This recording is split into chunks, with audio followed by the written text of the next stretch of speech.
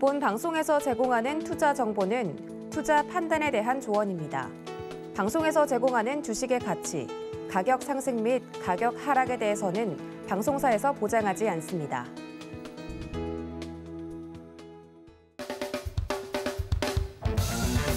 안녕하세요 여러분, 수익을 말하다의 서울경제TV 홍익 이주연입니다. 자, 오늘 네 번째 시간인데요. 첫 번째 시간에 이야기 드렸던 그리고 두 번째 시간, 세 번째 시간에 이야기 드렸던 것들 오늘 리뷰를 한번 쭉 하고 이번 시간에는 여러분들께 그 테마주에 대한 부분들 어떤 식으로 재료를 분석해야 되고 그리고 이제 어떤 재료가 좋은 재료인지 이런 부분에 대해서 좀 설명을 드려보도록 하고요. 그리고 나서 시간이 된다라면 예시를 좀 보면서 설명을 드려보도록 하겠습니다. 자, 지난 시간 리뷰, 우리 첫 번째 시간에 여러분들께 탑다운 방식의 종목을 선정하는 방법에 대해서 이야기를 드렸었어요. 지금 현재 시장이 좀 좋지 않은 그런 흐름들이 계속 이어지고 있는 그런 상황인데 시장보다 강한 섹터를 찾고 그리고 섹터 내에서 섹터의 지수보다 강한 종목을 찾아라. 그래서 대장주를 공략을 하는 거다라는 이야기를 드렸었죠.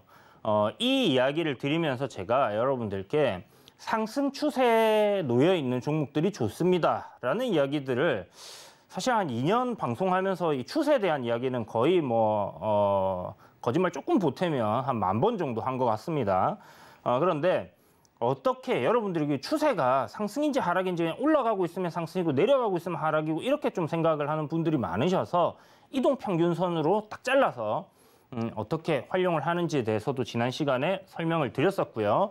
오늘 간단하게 리뷰를 드리면 이동평균선 60일 이평선과 그리고 120일 이평선을 활용을 한다 이렇게 이야기를 드렸습니다. 그래서 60일 이평선과 120일 이평선이 골든 크로스가 나거나 뭐 이런 식으로 골든 크로스가 나거나 데드 크로스가 나는 경우들 이런 경우에 하락 추세로 데드 크로스가 나게 되면 이제 하락 추세로 접어드는 거고요.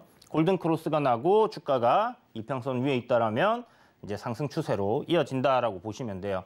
사실 이게 이제 뭐 이동평균선에 대해서 공부를 하신 분들, 뭐 정배열, 역배열 이런 거 공부하신 분들께서는 정배열 초입에서 이런 상승 흐름과 함께 이동평균선이 60일선이 120일선을 골든하면서 올라가는 그런 흐름들이 나올 때 이제 추세가 상승으로 돌렸다라고 생각을 할 수 있습니다. 박스권에 갇혀 있을 때 이동평균선이 밀집이 돼요. 그리고 나서 거기서 뭐 교차가 나오고 다시 또 역으로 데드가 나오고 하는 그런 흐름들이 나올 때는 추세가 없습니다라고 생각을 하시면 될 것 같고요. 확실히 주가가 완만하게 단기 이평선, 뭐 5일선, 21선이 상승으로 가고 있는 상황에서 이런 중기, 장기 이평선들이 골든 크로스가 나올 때 상승 추세로 접어든다라고 보시면 될 것 같습니다. 좀 이따가 제가 시장을 이야기 드리면서 또 설명을 드리도록 할게요. 자, 두 번째 시간에 제가 여러분들께 단기 매매에 좀 활용할 수 있는 시장이 안 좋다 보니까 지금은 중장기 매매를 할 수 있는 시기가 아닙니다. 물론 뭐 여러분들이 장기적으로 어떤 특정한 종목을 저평가되어 있고 앞으로 성장도 좋을 것 같은 주가 많이 가격이 싸져 있는 그런 종목들을 모아 가시는 전략이라면 뭐 투자를 하실 수도 있겠죠. 그러나 저는 이제 중장기 매매도 일단 시장이 바닥에서 돌림이 나오고 상승 추세로 전환하는 시점에 그러니까 무릎에 사도 늦지 않다라고 생각을 합니다. 그래서 굳이 지금 불안한 시장 속에 참여를 하셨다가 굉장히 오랜 시간 또 고통을 겪어야 되는 그런 상황들이 발생할 수 있기 때문에 일단 단기적으로 여러분들이 공략을 하고 매매를 할 수 있는 그런 전략을 하나 소개시켜 드렸었는데요. 525 기법이라고 5-to-5라고 제가 불렀었죠. 5일간 보유를 하는 거고요. 이 5일 이동평균선 돌파가 나왔을 때 2번 나눠 산다 이렇게 생각을 하시면 됩니다. 그래서 5일선 돌파한 종목 2번 나눠 사고 5일간 보유하는 거 5-to-5 기법이었는데 뭐 기억을 여러분들이 못 하신다라면 유튜브에 수익을 말하다 검색을 하셔가지고 꼭 찾아보시길 바랍니다. 굉장히 유용한 방법이고 이 기법의 핵심은 종가 매수예요. 그래서 종가에만 매수를 하고 다음날 시세가 나오면 파는 거고 다음날 시세가 안 나오고 눌릴 경우 손절가 이탈 안 하는 선에서 종가가 형성된다. 그러면 종가에 한 번 더 2차 매수를 하는 겁니다. 주가의 기본적인 움직임은 상승과 하락을 반복을 하면서 이렇게 올라가게 되어 있어요. 그러면 이런 상승과 하락이 반복되는 구간에서의 5일선 돌파하는 지점, 이런 구간에서 우리가 매수를 하게 된다라면 굉장히 괜찮은 수익을 낼 수 있다. 그래서 조정을 받다가 올라가는 시점에 5일선을 딱 돌파하게 되면 그때 매수를 하는 거고요. 강한 종목일수록 시세가 굉장히 강했죠. 강한 종목은 어떤 거냐? 앞에 뭐 상한가를 간다든지 급등이 나왔던 그런 종목들이 눌림을 받고 있을 때 바로 공략을 할 수 있는 그런 포인트다라고 생각을 하시면 될 것 같고요. 보통 오늘 주제인 뭐 테마주 이런 종목들이 이렇게 좀 강한 흐름들을 보여주는 경향이 많습니다. 그래서 대형주보다는 뭐 중소형주 장세기 때문에 거기에 맞는 방법이다라고 생각을 하시고 보시면 좋을 것 같고, 뭐 손절에 대한 기준도 5일선 돌파한 날 저점 이탈하면 뭐 잘라낸다든지 이런 부분들 명확하게 좀 잡아드렸는데, 제가 지난번에도 말씀드렸지만 이 5to5는 제가 처음에 만들어낸 이후에 매매에 계속 활용을 하면서 진화에 진화를 거듭했습니다. 그래서 지금 여러분들에게 소개시켜 드리는 거는 버전으로 친다면 1.0이에요. 1.0, 버전 1.0. 그러면 여러분들이 소액으로 제가 연습을 많이 해보시라고 말씀드렸죠. 어떤 종목을 해야 되는지 이런 부분들 확인하시면서 이 기준 21선이 올라오고 있는 상황에서의 5일선이 눌리는 그런 구간들, 이런 것들을 활용하라고 했습니다. 그러면 그 기준에 맞춰서 일단 해보시면서 승패가 나뉠 거예요. 그래서 승과 패를 데이터를 꾸준히 쌓으셔서 이렇게 수익이 나는 상황, 수익이 나지 않는 상황, 수익이 날 때는 뭐 시장은 어떤 상황이었고 종목은 어떤 거였고 이런 것들을 기록을 쭉 해놓는 겁니다. 그래서 나중에 교집합으로 손실이 나는 부분들은 왜 손실이 났는가를 한번 찾아보시고요. 수익이 났던 거는 왜 수익이 났나를 교집합을 찾는 거예요. 그렇게 되면 버전이 업그레이드가 되겠죠. 그래서 여러분들 스스로 이런 단기 전략을 이 5to5를 베이스로 깔고 거기서 빌드업 해 나가신다 이렇게 생각하시면 됩니다. 이런 부분에 대해서 여러분들 궁금증이 있으시거나 실질적으로 해보니까 이런 부분들이 조금 이상하다, 아니면 이런 부분들은 어떻게 대응을 어떻게 바꾸는 게 좋을 것 같은지 이런 거 뭐 의문점 많이 생기실 겁니다. 그러면 여러분 노란 톡방으로 들어오셔가지고 저한테 물어보세요. 그러면 제가 이야기를 들어보고 여러분들이 접근을 잘못하고 있다든지 시도를 했던 종목들이 어떤 건지 이렇게 보고 잘못된 방식으로 접근을 하고 있다라면 거기에 대해서 다시 피드백을 드리도록 하겠습니다. 자, 그리고 세 번째 시간에 저희가 했던 게 이제 종목 압축 전략이에요. 종목을 시장에 2,400개가 있는데 너무 많은 종목들을 보고 있으면요, 내가 어떤 종목을 공략해야 될지 어느 순간 보면 급등을 해 있고 놓치는 경우들이 많이 발생을 합니다. 그렇기 때문에 시장에서 가장 강한 종목들 위주로 여러분들이 이 관심 종목을 딱 채워놓고요. 이 종목 압축 전략은 결국 여러분들이 너무 많은 종목들을 보게 되었을 때 진짜 실질적으로 우리가 매매해야 되는 종목들을 놓칠 수가 있단 말이에요. 그래서 종목을 압축을 해야 되는 이유에 대해서 설명을 드렸고, 특히나 실력이 없으신 분들께서는 시장에서 가장 강한 종목들, 뭐 주도주라고 하죠. 그런 시장의 중심에 있는 종목들 위주로 압축을 해서 그런 종목들의 흐름만을 지켜보시고요. 뭐 갑자기 뭐 저쪽에서 무슨 테마가 올라가고 또 이쪽에서 무슨 뉴스가 나오면서 급등이 나오고 그런 것들을 따라다니다 보면 손실이 나게 되어 있습니다. 그래서 여러분들이 전날 미리 준비해 놓은 종목들, 시장에 뭐 지금 현재 이슈라고 한다라면 뭐 음식료 관련주들이 굉장히 강하게 움직이잖아요. 그러면 이렇게 급등을 하는 종목들이 있다.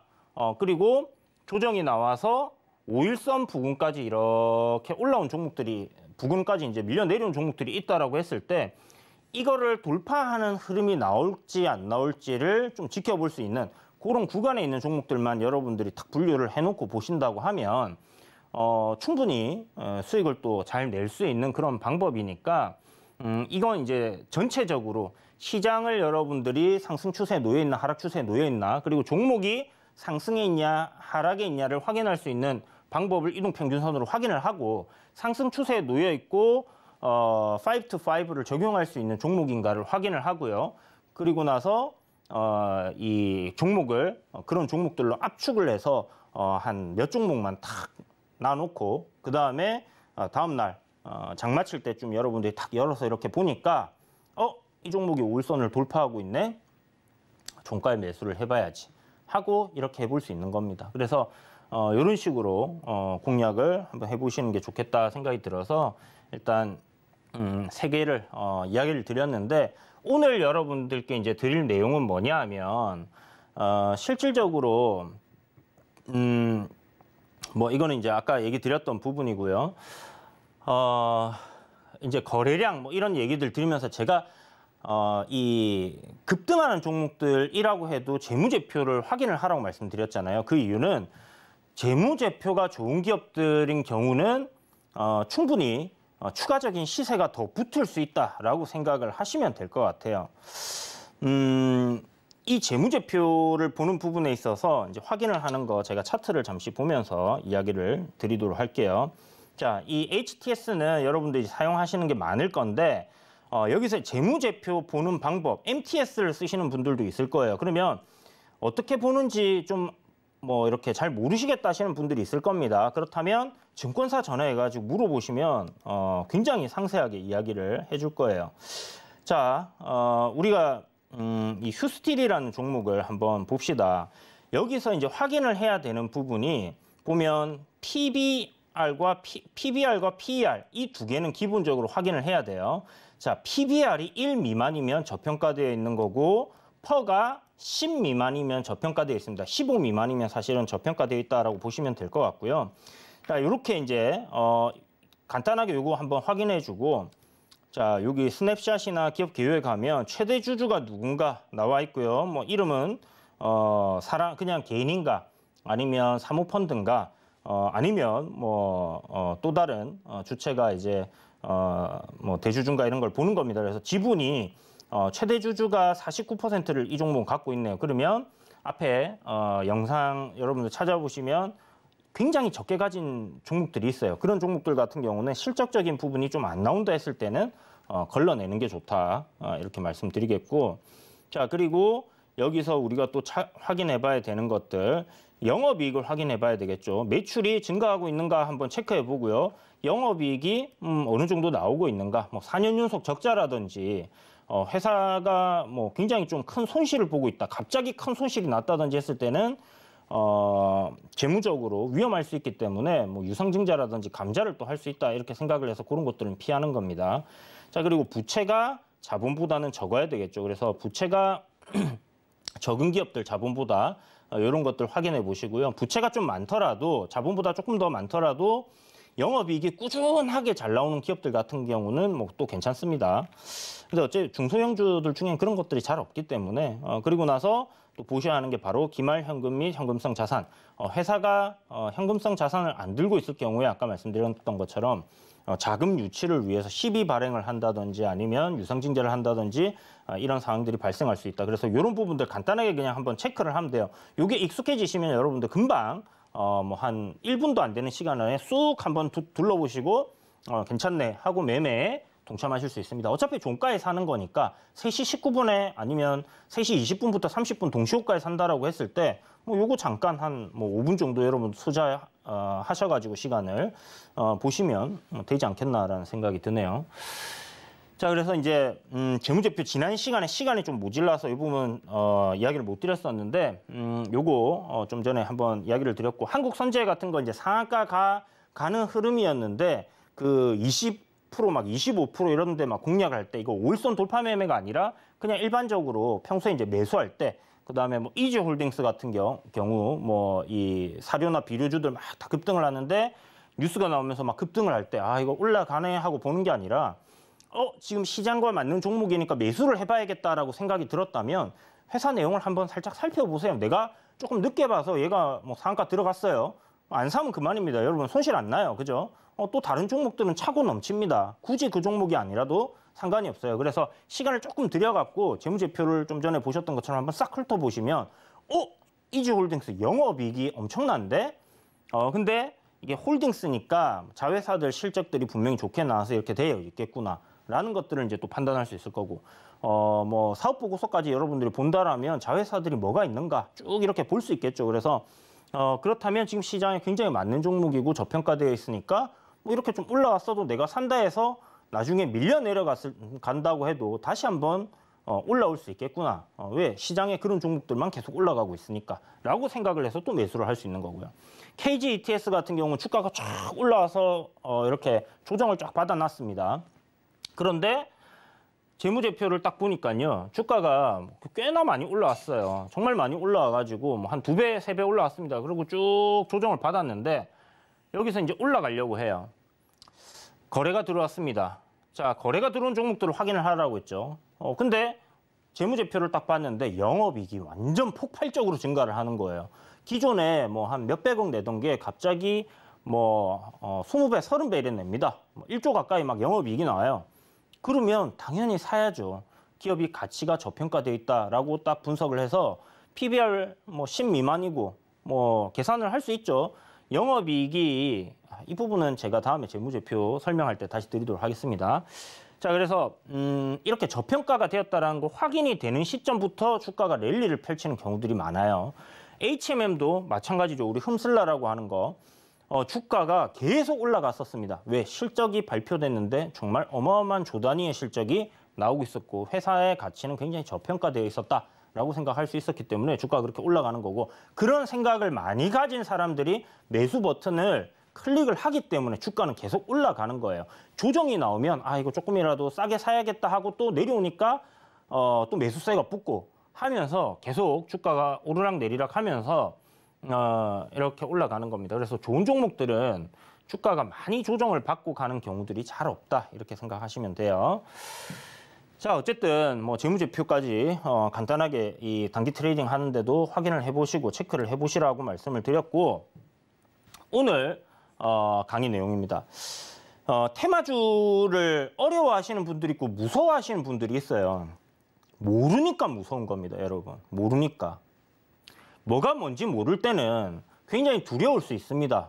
지금 내가 살려고 하는 종목이 어떤 흐름을 보이고 어떤 생태를 가지고 있고 전혀 모르면 두려울 수 있고 무서울 수 있습니다. 안전한 종목은 주식시장에 없습니다, 여러분. 삼성전자가 지금 6만 전자되어 있는 거 한번 보세요. 안전하니까 괜찮은 건가요? 회사 망하지는 않겠죠, 한동안. 그죠? 뭐 몇십 년 동안 망하지는 않겠지만 안전한 종목이란 없습니다. 주가는 내가 사는 시점부터 올라갈 수도 있고 내려갈 수도 있어요. 그게 우량주든 아니면 테마주든 뭐 소위 말하는 잡주든 뭐 내가 사는 시점부터 올라갈 확률 반, 내려간 확률 반입니다. 50대 50이에요. 그러면 똑같은 조건인 거예요. 그런데 왜 테마주는 무섭다고 생각을 하고 우량주들은 안전하다 생각을 할까요? 저는 거기에서 약간 생각의 전환이 좀 필요하다라고 생각이 들고요. 여러분들이 테마주 그거 하면 망해. 단기 트레이딩 그거 해서 돈 못 벌어. 그거는 돈 못 번 사람들이 맨날 그런 소리를 하니까 여러분들도 그렇게 생각을 하는 겁니다. 테마주를 공략을 해서 손실을 봤던 사람들이 그런 소리를 하는 거예요. 저는 테마주로 거의 매일 수익을 보고 있습니다. 하락장에서 여러분 테마주만큼 고마운 존재가 없어요. 이런 테마주들이 없으면요 하락장에 정말 손가락 빨고 있어야 되는 거예요. 그런데 보시는 여러분들이 시장을 지켜봐 오셨겠지만 하락장에서도 올라가는 섹터는 올라가고 강하게 이슈가 붙어서 테마가 형성되면 상승을 한단 말이죠. 그러면 추세가 상승인 종목들 내에서 우리가 공략을 했을 때 수익 날 확률이 더 높을 거고 이유는 상승 추세에 놓여 있는 종목은요. 상승이 길고 하락은 짧고 상승은 깁니다. 하락 추세에 놓여 있는 종목은요. 하락은 길고 반등은 짧고 하락은 깁니다. 그러면 어떤 게 여러분들이 딱 생각했을 때 수익이 더 잘 날 것 같은지 생각을 한번 해보시고요. 그래서 5-to-5 기법도 상승 추세에 놓여 있는 종목을 하는 겁니다. 급등이 나왔지만 눌려서 쉬어갔다가 올라가는 구간 N자 상승을 보이는 중간 눌림목 자리를 우리가 공략할 수 있는 포인트 거기에 기법에 맞는 종목을 찾아서 공략을 하는 거다. 그런데 그런 종목들은 테마주인 성격이 많다. 이게 무서워서 못하면 단기 트레이딩을 할 수가 없는 거잖아요. 그러면 하락장에서는 뭐 어떻게 해요? 뭐 중장기 종목들, 좋은 종목들 모아가는 전략 나쁘지는 않습니다만은 포트폴리오를 뭐 그런 종목들도 가져가고 배당주도 하나 넣어놓고 단기 종목도 할 수 있는 그렇게 하는 게 좋지 않겠나라는 생각이 들고요. 가장 돈을 빠르게 버는 방법은 이 단기 트레이딩을 통해서 여러분들 복리 수익을 꾸준하게 챙겨가는 그런 방법이 하나가 있습니다. 이걸 잘하면 사실은 뭐 다른 것들은 할 이유가 별로 없습니다. 나중에 여러분들 시드가 정말 커지게 되면 단기 트레이딩만으로는 힘들어지는 상황이 와요. 그때는 자산 배분을 잘 하셔가지고 뭐 중장기 종목, 배당 종목, 뭐 단기 이렇게 가시면 될 거고 어찌됐든 뭐 그때까지는 단기 트레이딩을 여러분들 시장이 안 좋은 동안은 좀 하신다 이렇게 생각하시고 연습하시고 훈련 숙달 반복을 하시면 잘 됩니다. 못하기 때문에 어려운 거고 뭐 잘 모르니까 무서운 거고 그런 거다라고 생각을 해서 오늘은 테마주에 대해서 여러분들께 좀 자세히 설명을 한번 드려보도록 하겠습니다. 자, 테마주가 생성되는 것, 테마주가 딱 탄생을 해요. 며칠 전에 UAM이라는 새로운 테마가 한번 착 움직였습니다. 근데 새롭다기보다는 사실 2월 달에 상한가가 나오고 거래가 한번 터졌어요. 그리고 UAM이라는 관련주들이 한번 부각이 됐었습니다. 근데 이게 UAM이라는 이 테마 자체가 갑자기 생긴 거냐? 아니에요. 이미 1년 전에 현대에서 뭐 그런 부분들을 우리가 미래의 사업으로 하겠다라는 얘기가 나왔을 때 한번 움직였던 그런 종목들입니다. 그래서 이런 테마들은 계속 순환이 되고 돌고 돈다. 특히 미래에 굉장히 이 각광을 받을 수 있는 사업이다라고 하면 한번 부각이 돼서 또 주가가 올랐다가 몇 년 동안 또 묻혀 있다가 또 한번 또 시장에서 부각이 됩니다. 로봇 테마들 최근에 막 강하게 움직였어요. 몇 달 전부터. 그런데 그 로봇 테마들 이번에 갑자기 생겼을까요? 아니에요. 제가 20대 후반에 로봇 테마들로 매매를 많이 했었습니다. 그때 당시에도 막 로봇 테마주들 막 움직임이 나왔었고요. 지금 우리가 겪고 있는 테마들이 다 예전에 한 번씩 돌았던 그런 테마들입니다. 우리 코로나19 터져가지고 코로나19 치료제나 백신 만들거나 마스크 관련주들이 지금 갑자기 생겼을까요? 아니에요, 여러분. 메르스라는 전염병이 돌았을 때 마스크 관련주들, 제약 관련주들 다 급등을 하고 상한가를 또 갔었습니다. 그러면 그런 테마들을 그때 당시에 보고 어떻게 움직이는지 이런 뉴스가 나왔을 때 이런 현상이 사회에 일어났을 때 어떻게 움직이는지를 봤다라고 하면 그 경험을 통해서 여러분들이 이번에는 또 큰 수익을 내지 않았을까라는 생각이 들어요. 그래서 뭐 경험치 전혀 무시할 수는 없습니다. 그러나 지금부터라도 여러분들이 꾸준하게 이런 데이터를 빌드업해 나가신다면요. 충분히 여러분들도 어떤 뉴스를 접하거나 이런 재료를 접했을 때 이게 관련주들이 뭐가 있었지라고 생각해 볼 수 있을 거고요. 그 관련주들 중에서 어떤 부분으로 어떤 포인트를 가지고 공략을 해봐야겠다. 이런 것들도 생각을 할 수가 있으실 거예요. 그래서 굉장히 중요한 내용입니다. 사실 거의 시장의 모든 종목들은 재료에 의해서 움직입니다. 실적을 기반으로 해서 결국 실적을 찾아간다는 것은 저는 맞다라고 생각은 해요. 그렇지만 상승장과 하락장에 따라서 그 괴리가 굉장히 좀 크게 벌어졌다가 좁혀졌다 하는 부분들이 생기기 때문에 그런 부분에서 이런 이슈와 재료가 붙어 있는 종목들은 시장과 상관없이 강한 흐름들을 보여주는 경향이 많다라는 부분에서 올라운드 뭐 여름이든 겨울이든 가을이든 봄이든 우리가 수익을 낼 수 있는 그런 게 바로 테마주의 공략이다. 그래서 증시에서 여러분들이 가늘고 길게 오래 살아남기 위해서는 이런 테마주들에 대한 부분들을 부정적으로 보지 마시고요. 하나의 수익을 낼 수 있는 창구다라고 생각하시고 집중적으로 공부를 하고 분석을 해야지 된다라는 겁니다. 그러면 자, 이슈 분석이 굉장히 중요해요. 테마가 형성이 될 때는 저는 크게 한 3가지 분류로 나눌 수 있다 생각을 합니다. 자, 첫 번째는 뭐냐? 첫 번째는 사회적 이슈. 그러니까 예를 들면 우리가 다 코로나19 겪어봤잖아요. 어떤 전염병이 하나가 터졌습니다. 전염병이 딱 터졌는데 이 전염병은 어떻게 됩니까? 우리 사회에 어떤 영향을 미쳐요? 나한테 어떤 영향을 미치고 내 주변에 있는 모든 사람들에게 영향을 미치나 안 미치나를 보는 겁니다. 그러면 지금 당장 사람들이 죽어나가고 지금 당장 마스크를 써야 되고 백신을 맞아야 되고 이런 상황인 거잖아요. 생명이 한마디로 죽느냐 사느냐 왔다 갔다 하는 거예요. 그러면 사람이 죽고 사는 것만큼 급박한 게 어디 있어요, 여러분? 그죠?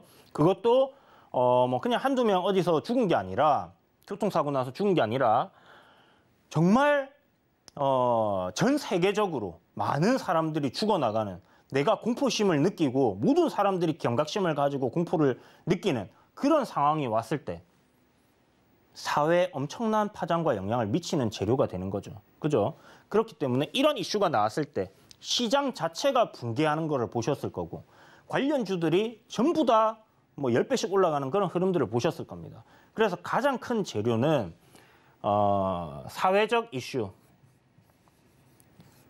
이슈입니다. 근데 이 사회적 이슈가 우리나라에 국한된 게 아니라 전 세계를 아우르는 그런 영향을 미칠 수 있는 이슈다라고 하면 이 재료는 굉장히 강한 재료다라고 생각하시면 돼요. 예를 들자면 중국이 상하이를 봉쇄를 딱 해버린다든지 지금 러시아가 우크라이나 침공해서 전쟁이 났잖아요. 그러면서 뭐 가스관 닫는다 하고 원자재 가격 수출 못하게 되고 곡물 가격 급등하고 하나의 현상으로 인해서 가지치기가 막 일어나는 거예요.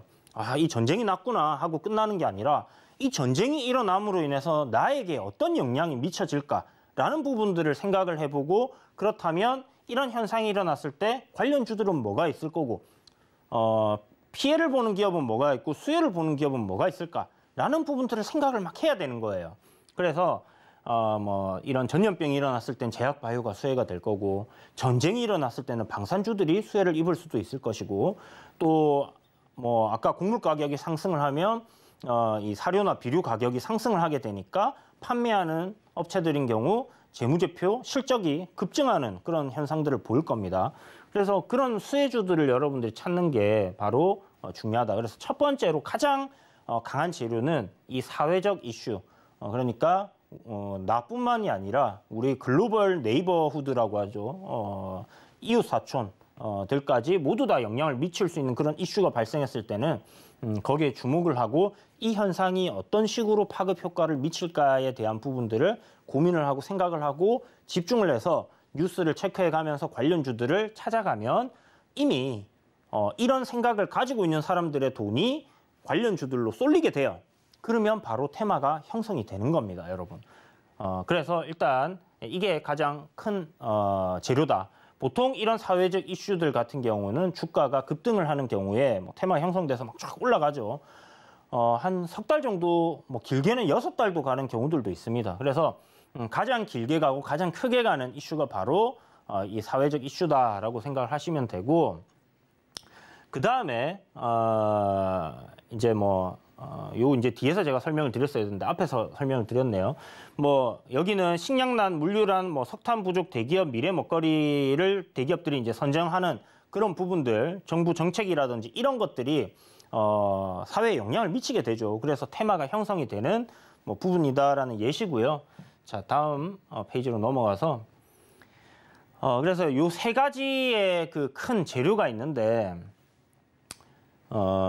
일단 첫 번째가 사회적 이슈라고 얘기를 드렸고, 사회적 이슈. 자, 두 번째가 뭐냐면 정부 정책이에요. 정부 정책.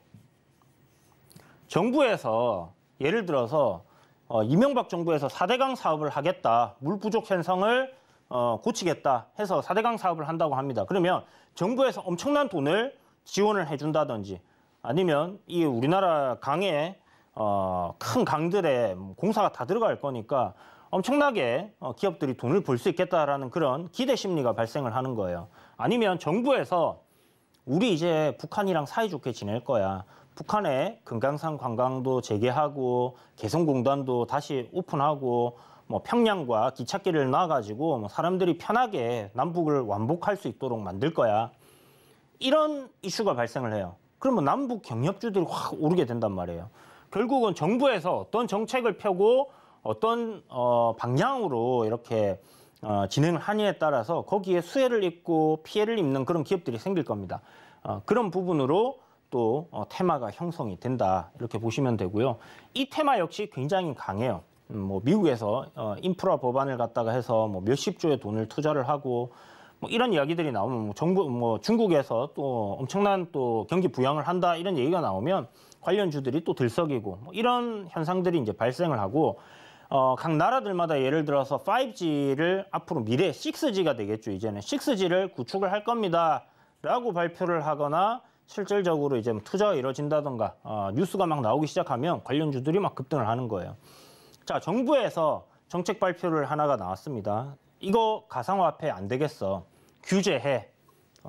바로 다 뭐 이게 중국 같은 경우에 뭐 채굴도 안 되고 거래하면 다 잡혀가고 이렇게 된다 하니까 가상화폐 시장이 확 밀려 내려가죠. 그러면 증시에서 가상화폐 관련주들도 조정을 받게 되는 겁니다. 반대로 뭐 이 가상화폐도 하나의 자산이니까 우리가 보듬어서 이 제도권 안으로 넣어서 잘 한번 키워보자 이런 얘기가 나오면 관련주들이 확 올라가요. 그래서 정부에서 어떤 이야기들을 하고 어떤 정책을 펴냐에 따라서 그 관련 종목들이 탄생을 하고 또 소멸을 하고가 반복이 됩니다. 그래서 정부 정책주들이 한 두 번째로 정부에서 이야기하는 그런 이슈 재료가 사회적 재료 다음으로 중요하다라고 생각이 들고요. 자, 세 번째는 대기업입니다. 대기업. 대기업이라고 하면 뭐 우리나라 대기업들도 있겠지만 글로벌적인 기업들 많이 있죠. 구글이라든지 애플이라든지. 여러분 애플카 이슈 나오니까 막 LG전자가 상한가 가고 뭐 현대차가 상한가 가고 애플 입장에서 LG전자나 저기 현대차는 중소기업인 거예요. 이 시가총액으로 비교를 하자면. 그러니까 이제 여기에 뭐 되면 회사가 굉장히 수익을 잘 볼 것 같고 막 기대 심리가 발동을 합니다. 그렇게 되는 현상. 그다음 삼성전자에서 이제 로봇을 미래 먹거리로 선점을 했다. 얘기를 하니까 로봇 관련주들이 확 올라요. 그러다가 뭐 로봇 관련주들 중에서 M&A를 생각하고 있다 하니까 또 확 올라요. 대기업이 어떤 미래 먹거리나 방향성을 딱 잡게 되면 예를 들어서 삼성전자가 스마트폰을 생산하지 않았다라고 생각해 보세요. 우리나라 중소기업들 중에서 지금 스마트폰 부품을 만들고 하는 기업들이 정말 많이 이렇게 납품을 하고 있는데 그 기업들이 존재하지 않았을 겁니다. 그죠? 그러면 지금 어떤 새로운 미래 먹거리를 하나를 딱 정해서 이렇게 가이드라인을 제시를 했기 때문에 그와 관련된 종목들이 다 같이 상승을 한다라는 거죠. 그래서 대기업에서 나오는 이런 미래에 대한 정책들 아니면 뭐 어떤 사업을 진행을 한다든지 이런 이슈들이 나올 때 관련 테마들이 급등을 하고 하는 그런 테마들이 형성이 되고 올라가고 막 이렇게 되는 겁니다. 그래서 이런 부분들이 있다라고 생각을 하시고요. 아까 말씀드렸던 뭐 이런 사회적 이슈 같은 경우에는 나비 효과가 많이 생겨요. 이것도 뭐 나비 효과 생길 거고 이것도 나비 효과 생길 수 있습니다. 근데 가장 파생이 많이 되는 거는 사회적 이슈. 그러니까 코로나19가 터지니까 처음에는 마스크주들이 올랐다가 다음에는 이제 우리 치료제 개발할게 하니까 치료제 관련주들이 확 올라가요. 백신 개발할게 하니까 백신 관련주도 확 올라가요. 진단키트 우리나라에서 최초로 만들어서 지금 전 세계 수출한대. 진단키트 관련주들이 확 올라가요. 계속 가지치기로 파생이 됩니다. 그러다가 사람들이 이제 재택근무를 해. 그러니까 뭐 재택 관련주들이 막 올라가죠.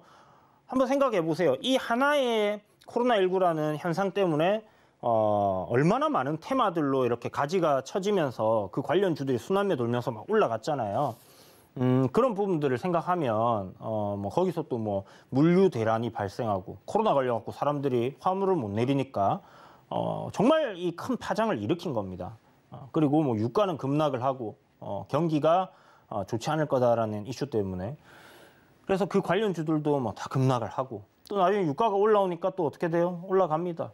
지금 전쟁 나고 있는 것도 똑같은 이슈예요. 그러니까 이 재료가 하나의 이슈로 끝나느냐 아니면 나비 효과가 어떻게 파장이 돼서 어떻게 커질 수 있는가 그런 마인드맵을 여러분들이 쫙 그리셔가지고 생각을 해놓으시고 실질적으로 그쪽으로 돈이 쏠림 현상이 탁 나타난다 했을 때는 거기에 동참을 하셨을 때 아마 큰 수익이 날 수 있다 이렇게 생각을 합니다. 자, 그래서 테마주의 특징을 알아야겠죠. 좀 전에 이제 재료에 대한 부분들 어떤 식으로 생각을 하시면 되는지에 대한 부분을 설명을 해드렸고, 이제는 테마주들에 대해서 알아야 됩니다. 테마주들의 가지고 있는 특성들. 자, 아까 말씀드렸죠. 하락장에서 강한 상승 확률이 높다. 재료가 쏠리면 뭐 시장은 막 내리든가 말든가 종목이 뭐 2,400개 중에 2,200개가 내립니다. 하락을 하고 있어요. 그런데 100개에서 한 200개는 올라가요. 그 중에서 보면 한 30개 정도는 특정 테마들인 경우들이 많습니다. 이번 같은 경우에도 하락장에 식품 관련주들만 계속 올라갔죠. 지난번에는 하락장에 로봇 관련주들만 쫙 올랐습니다. 지난번에 하락장에는 리비안 테마들만 쫙 올랐어요.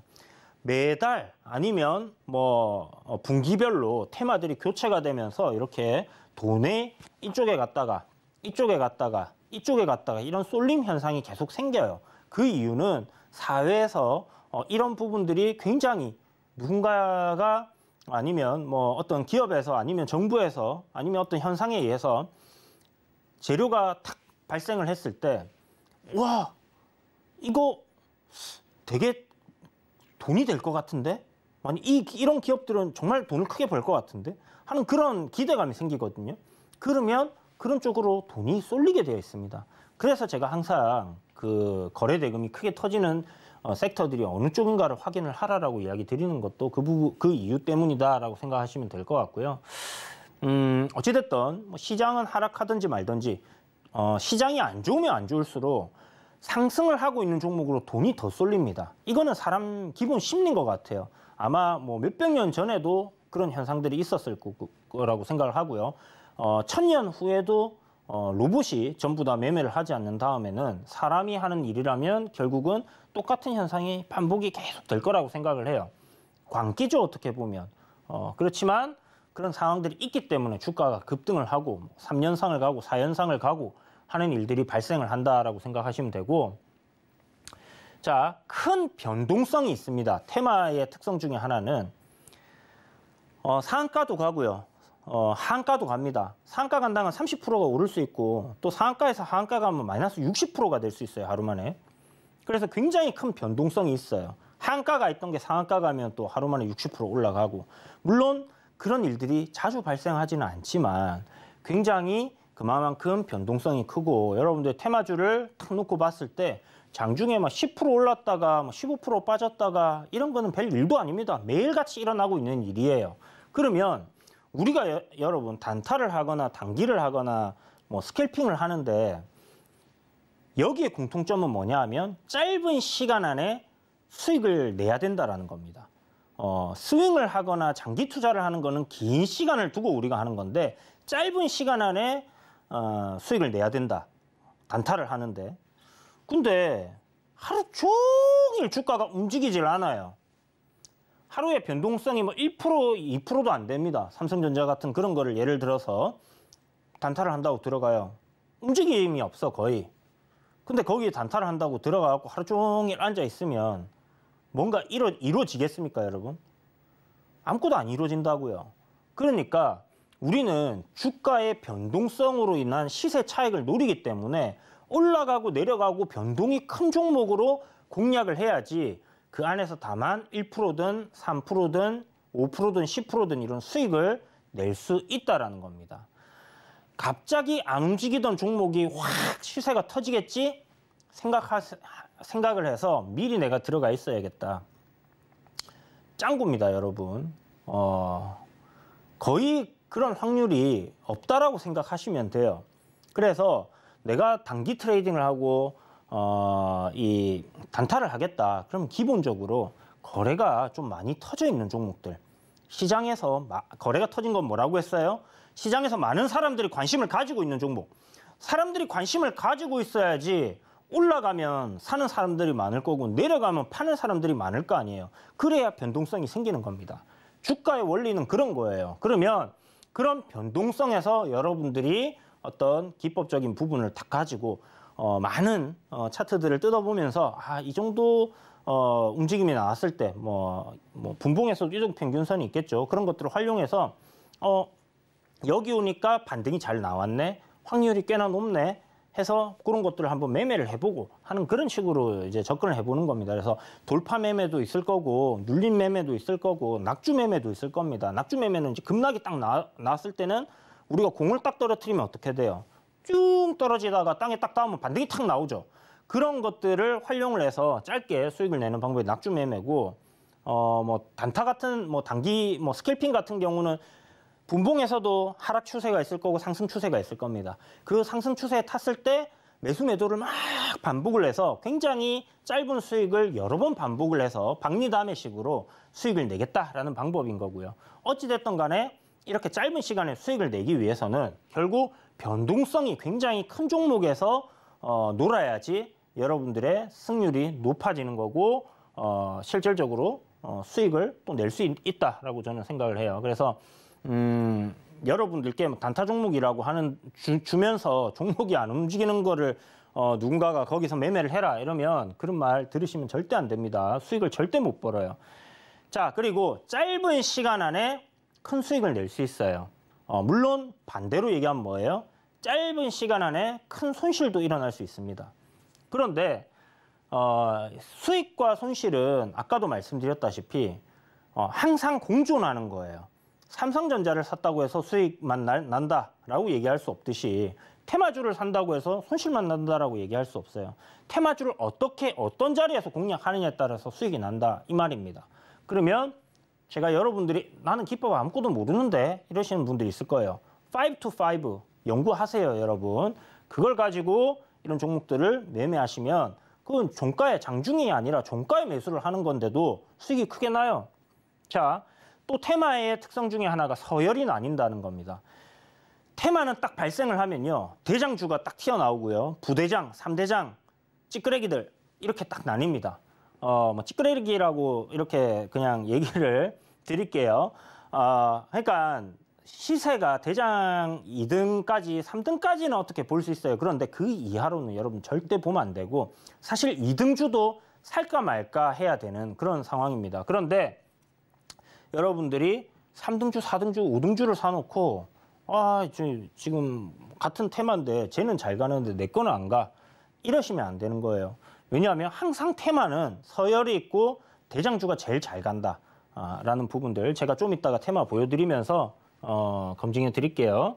자, 그리고 이런 테마들의 특성이 있고 이런 테마들을 가지고 급등이 나오고 있는 종목들 눌려서 쉬어가는 구간에 5 to 5를 적용하면 굉장히 높은 적중률이 있다 이렇게 생각을 하시면 될 것 같습니다.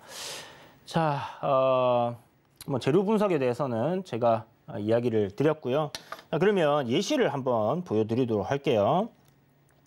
자, 저는 이제 지난번에 이 압축을 하는 데 있어서 오늘 내일 매매할 종목들을 저녁마다 이제 찾아놓고 그 다음에 기존에 좀 수급이 강하게 들어왔던 테마들을 다 나열을 해놔요. 자, 이렇게 보시면 뭐 건설주들은 건설주대로, 뭐 디지털 플랫폼대로, 식량난은 식량난대로, 유가 관련주들은 유가 관련주대로 이렇게 이제 분류를 합니다.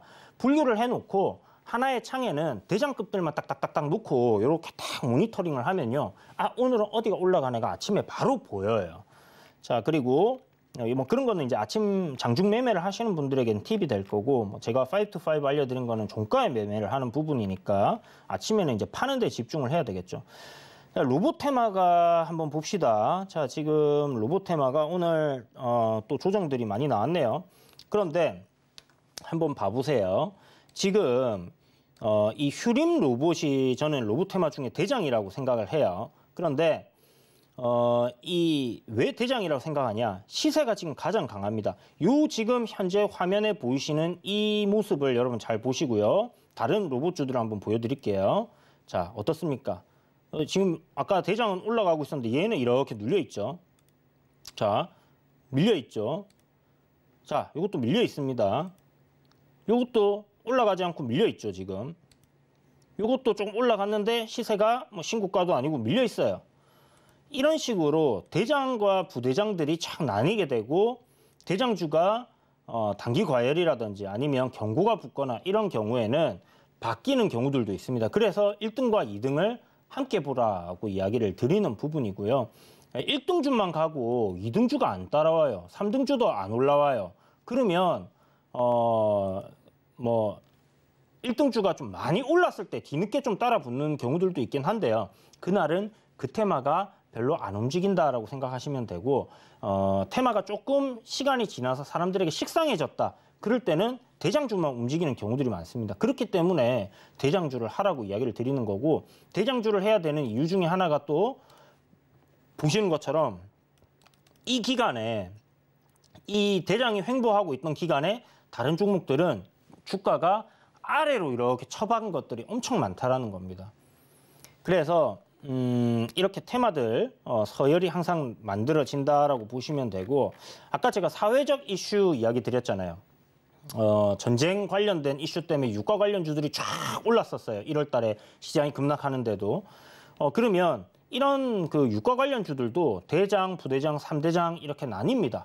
그래서 대장주를 여러분들이 공략을 하시면 되고 하나가 단기 과열로 쉬어갈 때 2등주가 1등주로 바뀌는 경우들 그런 부분들 여러분 꼭 기억을 해두시고 보시면 될 것 같고 뭐 예를 들어서 중앙에너비스 같은 경우에 여러분 5-to-5 적용했다고 생각해 보세요. 5일선 돌파하니까 다음날 시세를 줬어요. 이것도 지금 8% 시가 아침부터 만들어 놓은 겁니다. 여기 지금 21선 상승하고 있죠. 5일선은 밑에 깨져 있지만 여기 돌파하고 올라오니까 다음날 어떻게 돼요? 9%가 올라갔습니다.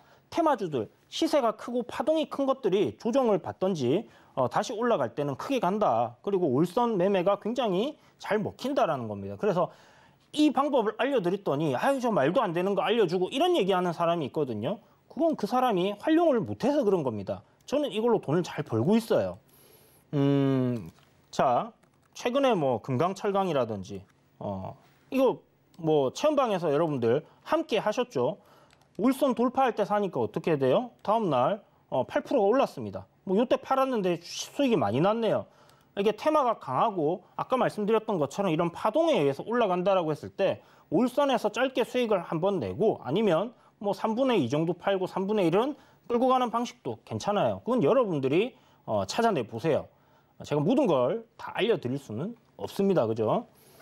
자, 그래서 오늘 강의 내용은 이런 테마주들에 대한 편견을 가진 사람들 실패하는 유형은 분명히 있습니다. 그 이유는 바로 여러분들이 뇌동매매를 하거나 아니면 급등을 하는 걸 보고 추격 매수로 따라 붙기 때문이에요. 항상 말씀드리지만 자신이 문제인 거지 장비가 문제가 아니다 이렇게 생각을 하시면 될 것 같고 5-to-5 같은 경우는 장중에 그런 뇌동매매를 줄이기 위해서 종가에 활용을 할 수 있는 그런 기법이기 때문에 이런 시장의 흐름이 지금 현재 어떻게 나와 있는지 한번 확인하고 내가 보유한 종목이 상승 추세에 놓여 있나 하락 추세에 놓여 있나 보고 테마가 형성이 되고 올라갈 때는 첫 번째 상승 파동 이후 조정해서 5일선 돌파할 때는 공략을 해보는 방식으로 접근을 해보시고 실질적으로 겪어보시고 그렇게 판단을 해보시면 좋을 것 같습니다. 이런 게 다 어렵다 하시는 분들은 아까 말씀드렸던 것처럼 노란톡 들어오셔가지고 언제든지 관련해서 문의를 주시고 하시면 제가 도움을 드릴 수 있도록 할게요. 자, 오늘 테마주의 재료에 대한 부분들 시간이 길지 않았기 때문에 짧게 이렇게 이야기를 좀 드렸는데요. 여러분들께 도움이 좀 되었으면 좋겠다라는 생각이 들고요. 다음 시간에는 제가 좀 더 알찬 내용으로 찾아뵙도록 하겠습니다. 자, 오늘도 여러분 시청해 주셔서 감사하고요. 저는 서울경제TV 홍익 이주연이었습니다.